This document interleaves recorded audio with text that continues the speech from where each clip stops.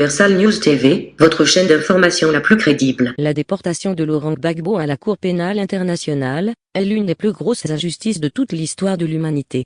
Pour les Africains, le président Laurent Gbagbo est un héros, pour avoir bravé toutes les injustices, dont cette Cour est l'incarnation.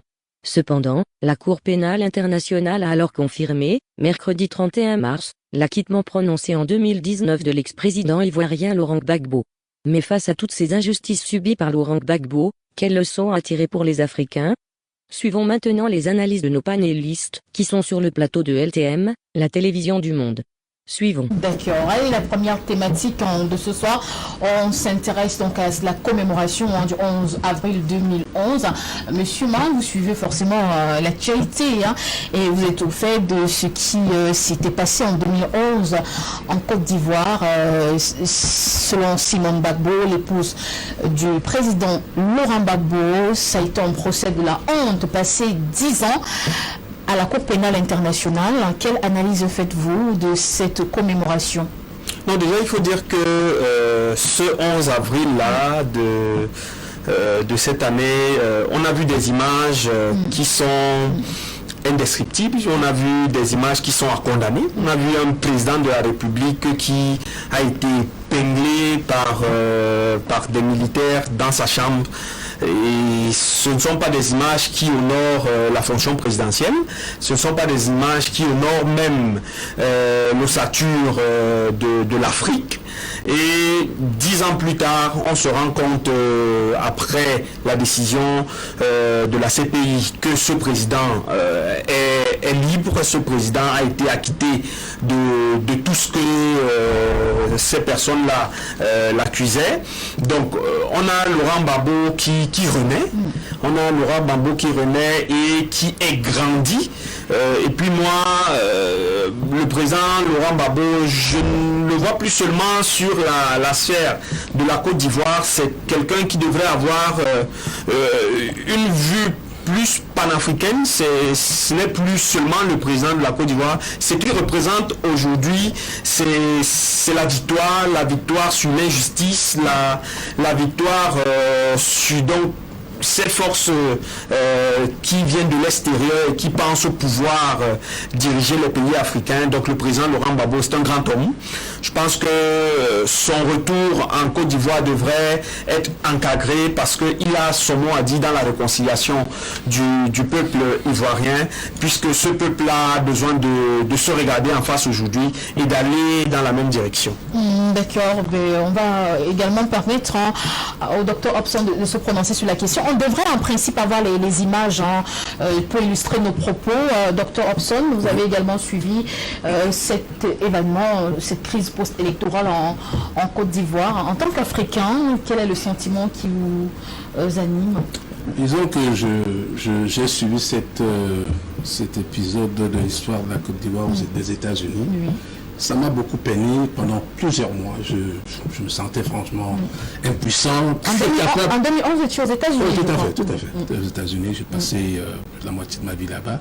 Et je pense que c'est maintenant peut-être que les Africains comprennent davantage le sens du combat de Gbagbo. C'est le même sens que nous.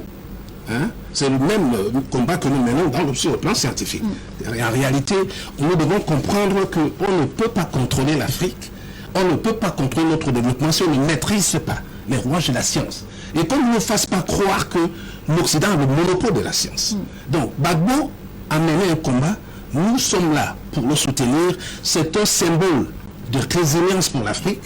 C'est un symbole du panafricanisme moderne, pas seulement les mots. Il a agi, il a posé des actes qui nous ont montré qu'il aimait vraiment son pays, qu'il aimait l'Afrique. Et je pense que c'est un bon exemple à suivre. C'est vraiment un paragon pour beaucoup d'hommes politiques. Voilà. Monsieur You?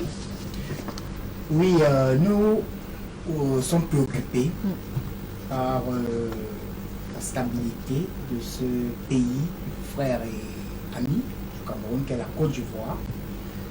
Les événements post-électoraux d'avril 2011 ont suscité tous les mois que nous avons connus.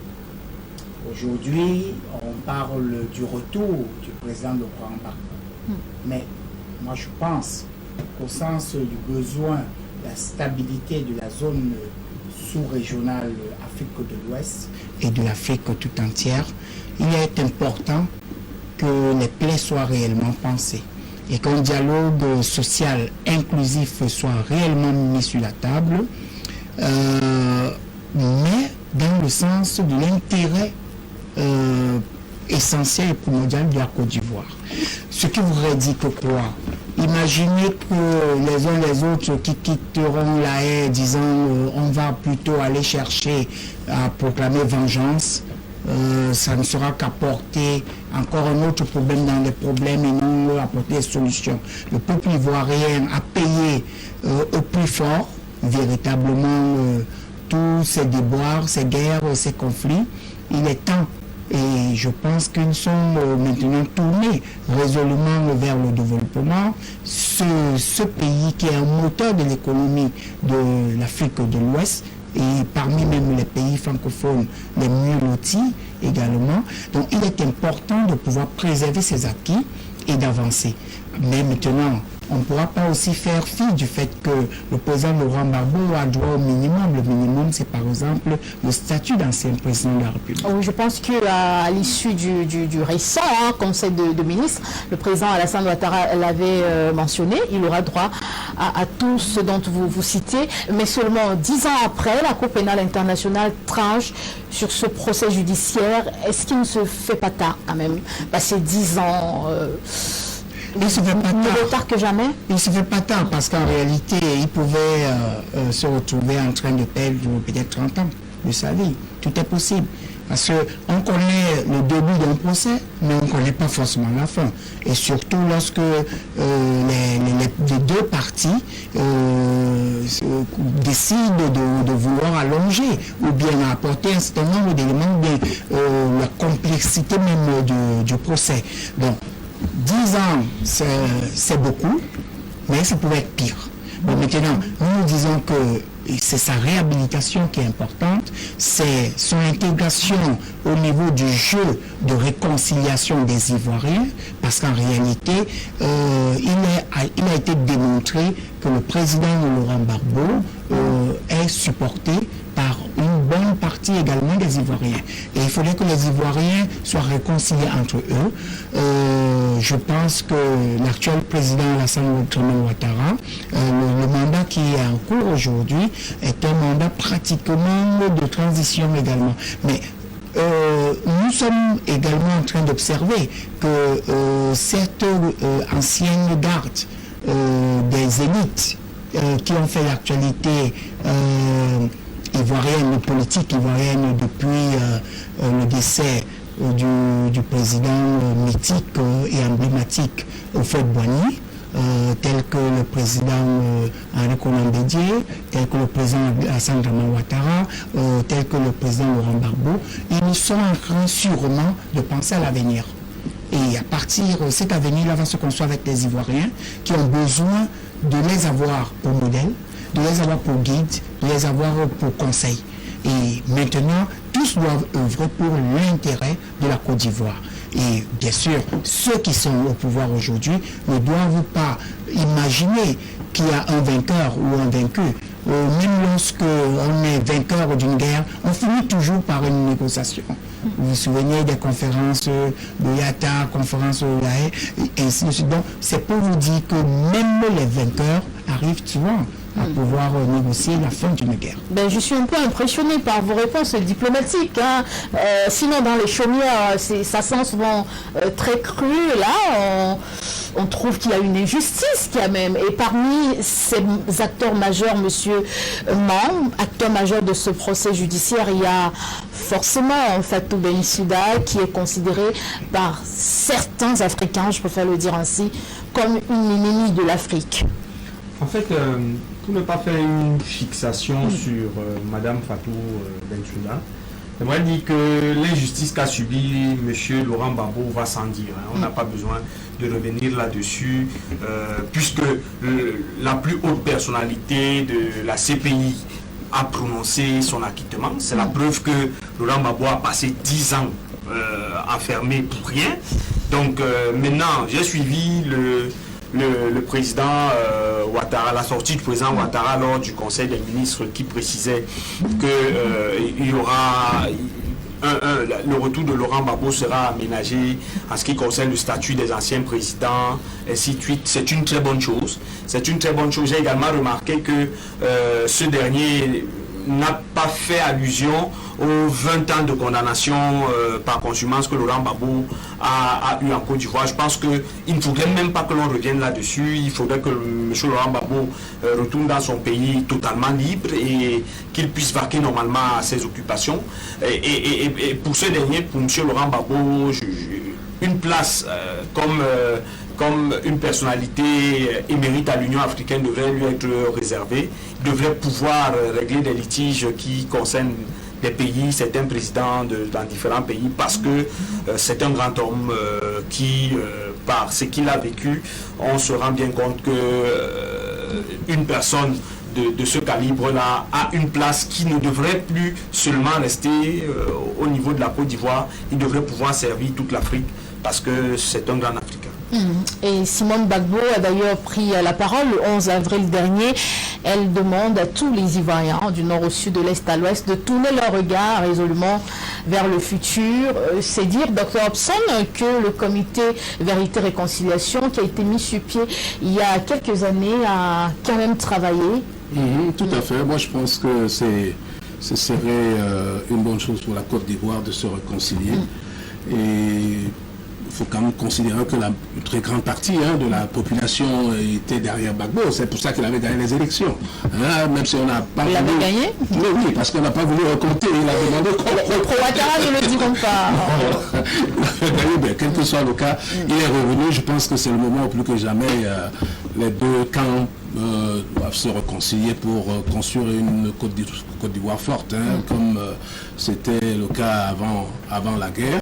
Et puisque les volontés y sont, je pense que d'ici peu, peut-être que les gens vont se mettre autour d'une table pour voir comment on peut ménager les deux camps et permettre que le pays se réconcilie et qu'il y ait une véritable relance. Est-ce que cette réconciliation est possible?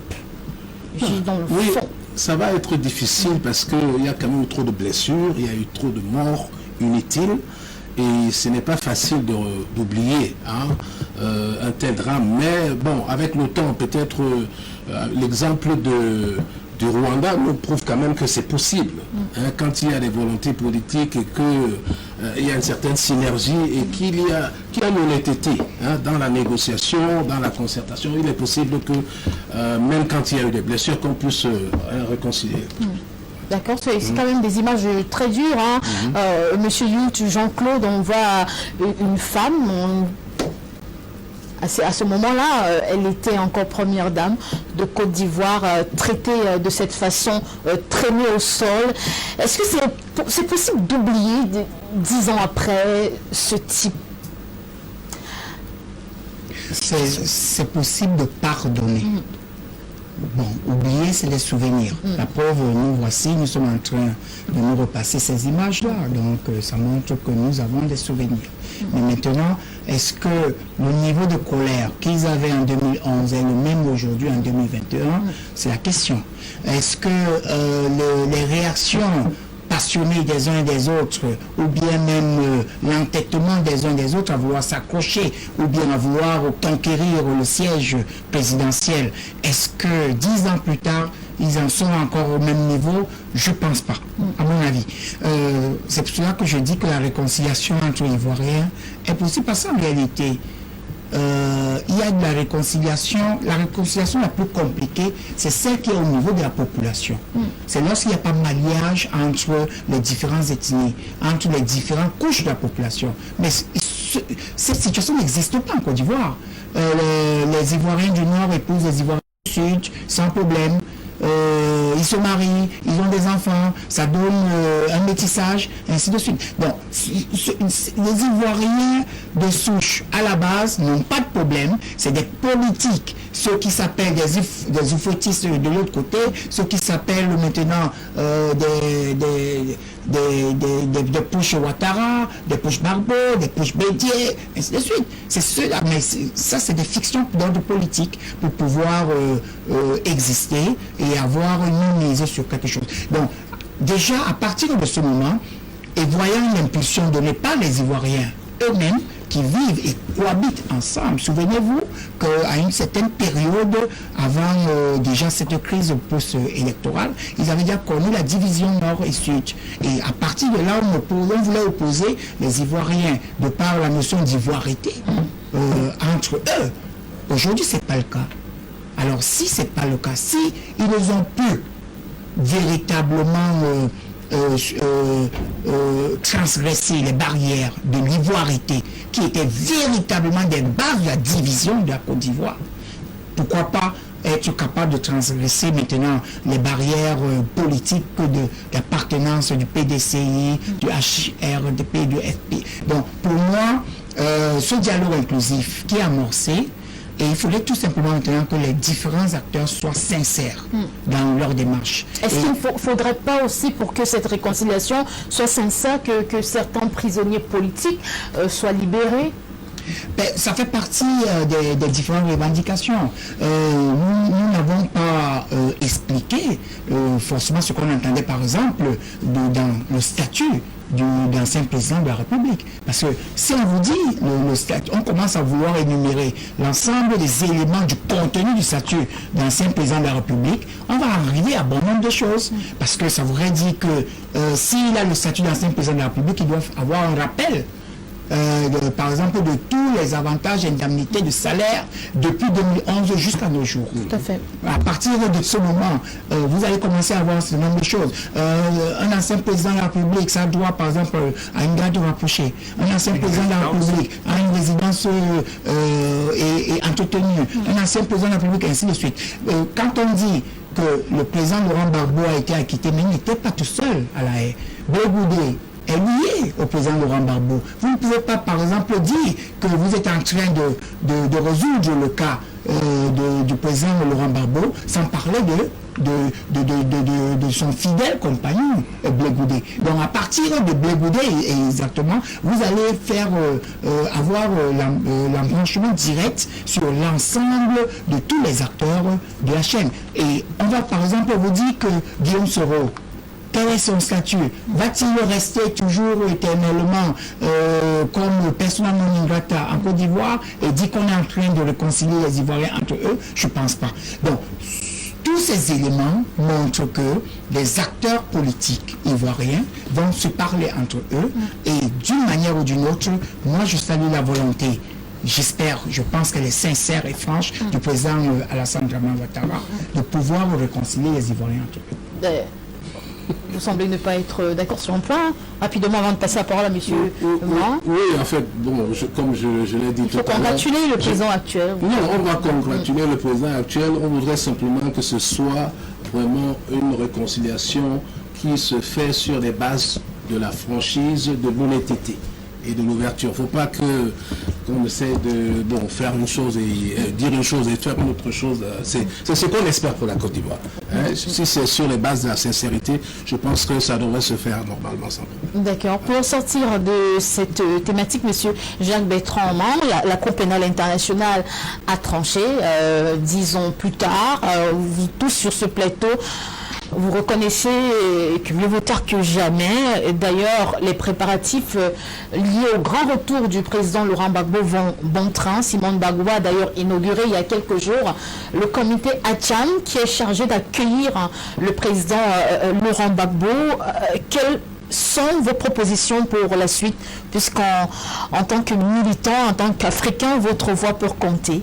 Je pense que, Sandra Peignet, je pense que de manière objective, le président Ouattara n'a presque pas de choix. S'il faille que la Côte d'Ivoire qu'il dirige reste un pays de paix, reste un pays en paix et stable, il est obligé d'aménager ce créneau-là pour que le président Gbagbo revienne en paix, c'est-à-dire que lui garantir déjà le statut d'ancien président, c'est-à-dire qu'il puisse avoir plus la rémunération, résidence surveillée et consort. Résidence pas surveillée. Résidence cadre des gardés. J'essaie de dire résidence gardée. Donc il faudrait que tout cela soit garanti. Et comme l'a dit M. Luc tout à l'heure, que cela ne se limite pas seulement à M. Laurent Gbagbo, que Blé Goudé puisse avoir également certaines garanties qui font que lorsqu'il sera de retour, qu'il ne soit plus en train d'être pourchassé par la justice ivoirienne. Et mis à part les deux, il faudrait que certains prisonniers qui demeurent des prisonniers politiques en Côte d'Ivoire retrouvent également la liberté pour que ce sentiment de réconciliation puisse avoir un étalage sur l'ensemble du territoire, parce que les populations qui sont dans d'autres villes, pas seulement à Abidjan, aimeraient également ressentir qu'il y a un pardon qui s'installe, il y a des choses qui changent, que leurs frères reviennent, parce que la Côte d'Ivoire est un grand pays, un pays ami qui devrait rester debout, parce que on dit généralement que quand la maison de ton voisin brûle, il est possible que cela arrive chez toi. Justement, est-ce que le Cameroun peut tirer des leçons de cette crise Non, en fait, les leçons qui sont à tirer sont des leçons de démocratie. Il est important que la succession au pouvoir se fasse de manière démocratique.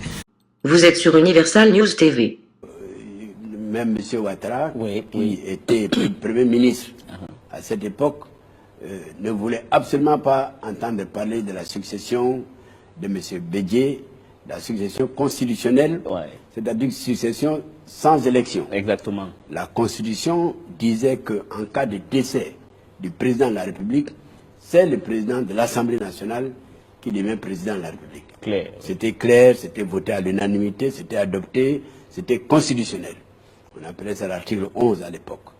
Eh bien, à la mort du président Houphouët-Boigny, le même Ouattara, qui était Premier ministre de M. Houphouët-Boigny, en relation, en complicité avec un de nos aînés, paix à son âme, qui s'appelait le président Philippe Yassé, ancien président de l'Assemblée nationale, ensemble, on voulait empêcher l'application de la Constitution.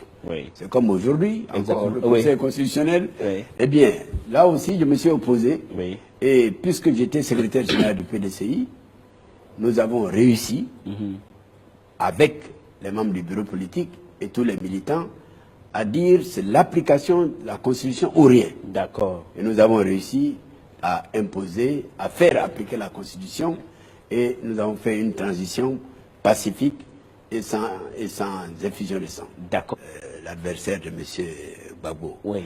En 1993, quelques jours avant la mort du président Houphouët-Boigny, je vous dis la vérité, vous comprenez? Il y a beaucoup d'Ivoiriens qui ne savent pas ce que je vais vous dire. D'accord. En 1993, donc, peut-être une dizaine de jours avant la mort du président Houphouët-Boigny, le président Houphouët-Boigny était agonisant à Yamoussoukro. Oui. Il était revenu de Genève et il était agonisant à Yamoussoukro.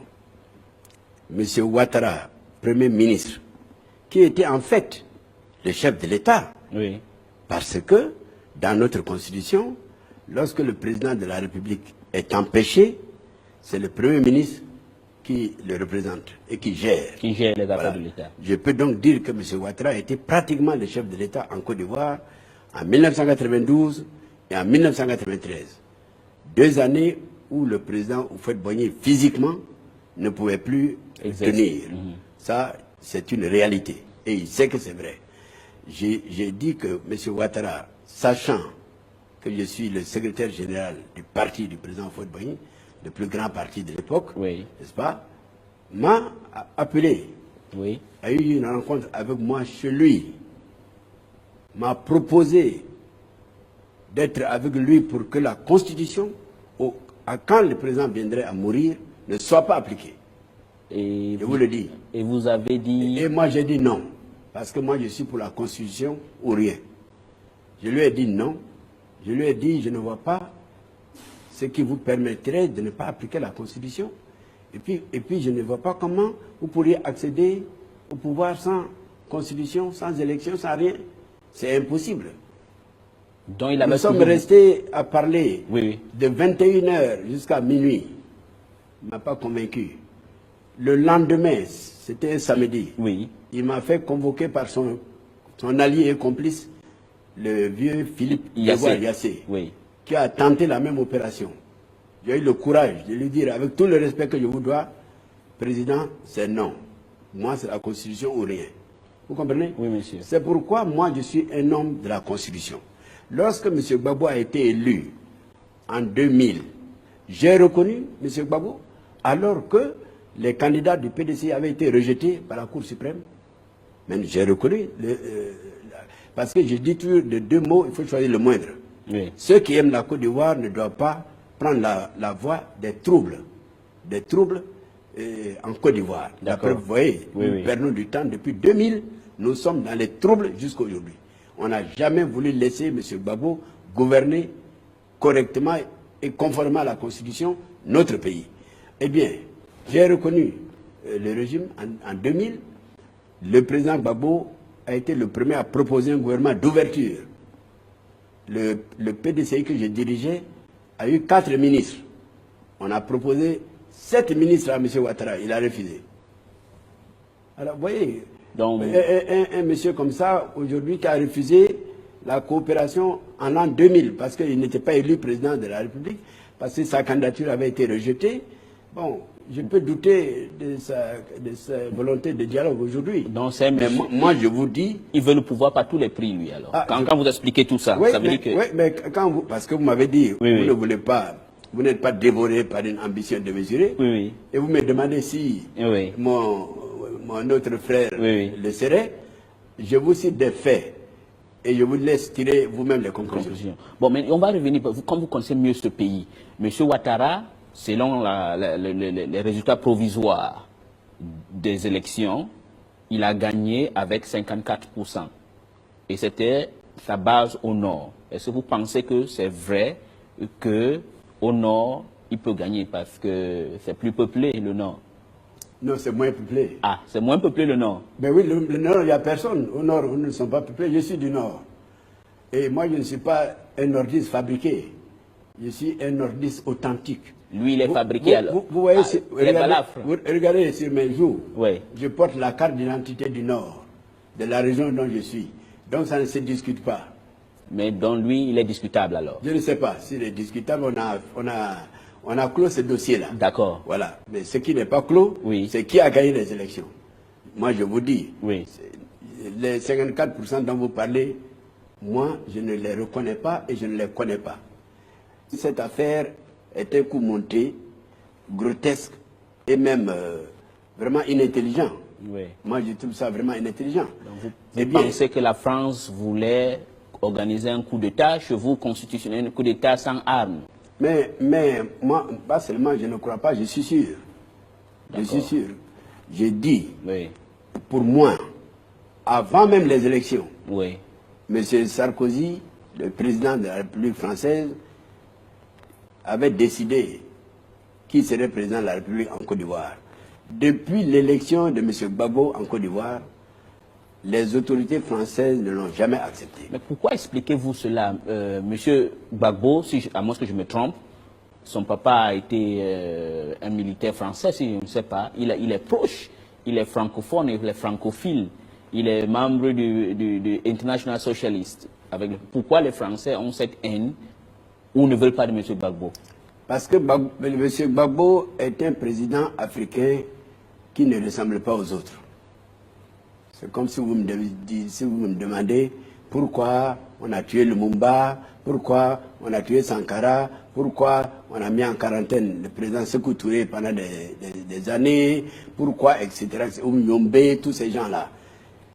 Je dis que M. Gbagbo fait partie de la race de ces personnalités africaines qu'on a tuées.